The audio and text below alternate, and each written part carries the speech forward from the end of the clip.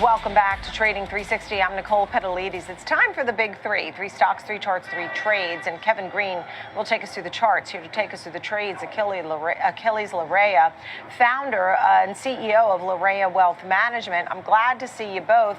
Aquiles, before we start our picks and going through the charts, I first need your reaction, because last night as I was going to bed, and I always check, it was like, whoa, and that tacks on from last week.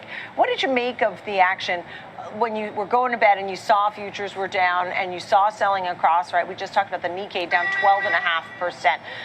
And we see our major averages down 3%, 4%. Some of your thoughts this morning. Yeah, you have to remember in the S&P and a lot of indices, we've been up over 20 to 30%, and we haven't had a significant correction in any of those numbers. So I believe that this is a normal correction going back, taking some profits for some people. Some people are also using this as an excuse to get in there and buy some high quality stocks, which I highly recommend at this time at a cheaper price. So if you think about it, there's a lot of opportunity here. It is not for the timid, and it depends on which sectors you're willing to get in and go in at this time. Be strategic. Really interesting to hear your conviction to the market. On Friday, we announced that the NASDAQ had in fact gone into correction territory, down off 10% or more off the 52-week highs. At that time, it was down about 11%. We see it down another 3% or so today. That being said, when you say it's also a time, so we haven't seen corrections, we needed a pullback, it was overbought, that type of strategy, right? So then you said get in and buy some of the things that you like. Does that mean that you don't think we'll go down further, or you buy some here and then if we drop further, you buy some more? You know me, Nicole. I'm not afraid to go and buy now, and then later on, should it go down a little bit more, yeah, we'll go get some more. The reason for this is that when you're putting together a high quality portfolio like we're doing for our clients, we want to make sure that we're getting in at a couple of entry points that whether, it's part of a consolidation or whether it's just, the big question now that people are asking themselves, is this the sign of a recession? Are we going into a hard landing, or is this just the pull back towards a softer landing, but a little more dramatic, should I say, in that sense? And the question, it depends. I really believe that we're still heading towards that soft landing, but I do believe that the Fed is going to have to act sooner rather than later. I think they're going to be looking at a 50 basis point move versus the 25 basis point. Will they do that before September? No, so I don't see So that you think they'll wait until September? I remember being on the steps of Federal Hall when we had an emergency cut many years ago in between meetings, and there's sort of this oh my goodness moment, and it's not. People sometimes like when rates come down a bit, their credit card rates are left to rest, or mortgage rates, but when it comes like that so dramatically, it says, oh, the economy is going to spin into recession or depression, or and then you feel like if they're doing these emergency moves, or sort of doing the trajectory, if it's going to be 50 basis points instead of 25 basis points, does that mean they are worried about a recession? I think they are, and I also think they're worried about the strength of unemployment, how that's been going up as well, which is the Fed's job. They have to look at both things. They also have to say to themselves, are we going to cause this recession by not acting soon enough? I believe that that's not the case here. I think they're still going to wait. I think that September is targeted, but like you said, it has happened before where they have gone in and they have made that movement. It would not surprise me if they did it this time of year, but I really am thinking it's going to head more towards the September meeting. All right. Well, thank you for all of your insights on the markets, the market strategy here today. The Dow is now down about 922 points off the lows of the day. It was down over 1,100 points, I think, at one point. So let's and Kevin Green, thank you for your patience on this one. But in a breaking news environment like today, we're going to now kick it off and look at some of the names. So the first one you have here, Aquiles Larrea, MO being the ticker symbol. Tell us a little bit about this story quickly. Yeah, very quickly. Larrea is one of these these companies that shows a lot of resistance during these times. Whenever there's a flight to quality, you're going to see people heading into Altria. They're going to go into utilities. They're going to go into, whatever perceived safe haven there is. And we believe Altria is one of those companies. We expect a lot of near-term volatility, but not as much as you're seeing with the tech sector, not as much as you're seeing with value stocks.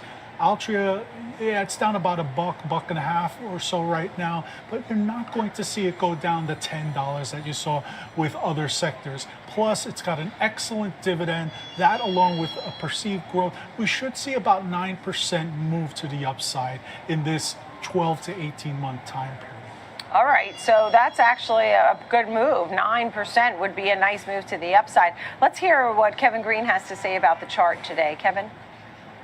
Well, Aquiles is a very smart trader and investor, so he's definitely looking at these charts as well as the fundamentals. And you can actually make a case from a technical standpoint that that price target could be on deck here in the near term. Nicole, if you're kind of looking at this chart on a one-year daily basis, we had a situation last year where we had this downward reaction. We actually had a little bit of a consolidation pattern at point A, and we had the 200-day moving average, which is in red, as an area of resistance. We broke through that in around March of this year, came back, retested it, and now we have been in this bullish channel, this ascending channel, and it's been respecting not only just the downside level, but also the upside level. And right now we're trading at the upside. And so could we see an immediate pullback, especially with the equity market selling off here right now? That could be in the cards. But once again, looking at this bullish structure here, it's something that really, it's going to be very hard to really try to fade. If you were, you could look at a support area at around $47.50. That would be your first area of support. And then the next one would be the 200-day moving average, $43.17. The only thing that does cause me a little bit of concern is the RSI, which is going to be in point C. We are seeing that hinge a little bit lower, making lower highs and making lower lows. So that is actually bearish in nature in the near term. And the MACD does appear like it does want to cross, even though it is still in expansionary territory above that zero line. Just be mindful of that cross. That could also just indicate a near-term pullback, as the broader equity market is doing right now. But he is right, from a seasonal standpoint, this tends to outperform when we do have economic headwinds or any type of recessionary fears in the market. All right, so we'll watch for some of those indicators that you mentioned, right? The RSI, MACD, those kinds of things.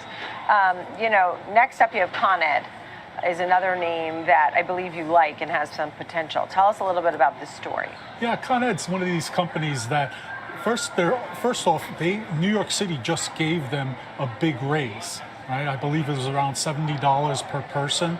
Secondly, they have been raising their rates constantly over the years, and that has bode well for the investors in this particular stock. It has a nice dividend yield, close to 3.8% or 4% at this particular time. We also believe that there is significant growth should the stocks start to move in that direction where we're seeing more sell-off.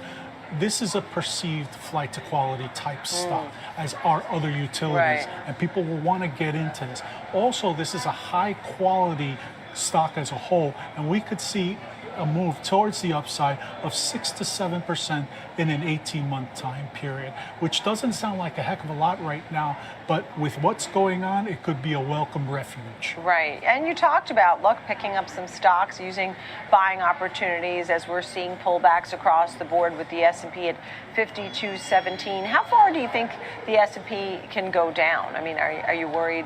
When will you be worried? When it breaks below something, or? I'm more worried right now if not the quality of the stocks or the as a whole goes down. I'm more worried if the Fed is not actively engaged by September and moving in that direction so a lot to take weighing rates on the down. Fed. A lot weighing on the Fed. Let's see, Kevin, take a look at the charts where it's at 101 Con Ed today. He thinks it has a 6 to 8% potential to the upside and somewhat of a safe haven. Some of your thoughts on the charts, Kevin. Yeah, and rightfully so. We are actually seeing the stock break out here. Actually, Nicole, if you're looking at a 3-year weekly, we are actually our one-year daily chart here. You're actually seeing a consolidation pattern since pretty much last year, September of last year, and breaking out in the middle of July here, trading between $87 and $92.85. But now we did see that breakout to the upside. The 20-day moving average crossed above the 200-day moving average, which is bullish. Once again, you have that very strong uptrend, making new relative highs. And we have the RSI, which is at point C, MACD, which is still at elevated levels, but once again, it's just showing the fact and the resiliency of this bull move here. And if we can continue to see volume stepping in, the price action can continue. We also have MACD, which did cross in a positive manner in the middle of July. 12 EMA above the 26 EMA, above the zero line. Ultimately, that is bullish as well. So yeah, if you're going to see positive flows going into utilities, this is a name that's really reflecting that breakout and that price target that he's talking about here, or the price action move is realistic. All right. And thank you for that one. And last up, we have one more here on the big three, and we're taking a look at Raytheon. Some of your thoughts there, Achilles. Yeah, if you're looking at a stock that's going to weather this storm, Raytheon's one of the best. And the reason being is we have a lot of conflict going on in the Middle East. Raytheon directly benefits from that, have benefited from that. Over 30% year to date in terms of performance. They have a sizable dividend. But more importantly, we feel that there's still room to run for this stock, as if the conflict grows bigger in the Middle East, they will be one of the direct beneficiaries of that. And we feel that that is the case at this particular point, that we could see anywhere between 10 to 12% in a 12-month time period. It's a great stock to own quality-wise, and we think strategically buying on the dips, this is the time to get in. All right. All right, Achilles, let's see what Kevin has to say here. Kevin? Yeah, so the stock has been trading in a range-bound action pretty much for the last 8 months, 9 months here, Nicole, trading at the lower end of the range at $80.75, the upper end at $104. We briefly did break through that level to the downside in October of last year, but quickly recovered. And so what I did is I actually put a Fibonacci retracement and an extension on this chart from that 104 level, which has been an area of resistance, down to that low of $68.56, which would bring you to $126.34 if you're looking at the 161.8% extension, which a lot of technicians do look for. And so that would also complement the price action move that Achilles is talking about. Just be mindful, the RSI is making lower highs, and we do have actually a bearish divergence. That could be an early indication of a near-term pullback when it comes to price. And the MACD is still bullish with the 12 EMA above the 26, above the zero line here. So if you're looking at it price action wise, Fibonacci retracement and extension wise, overall it is bullish, but we may have a small near-term pullback in price action over the next week or 2 weeks. All right. Thank you so much, Kevin Green. Also, Kevin and everybody, this is Achilles' new book that he brought to us today, Wise Up with Your Money.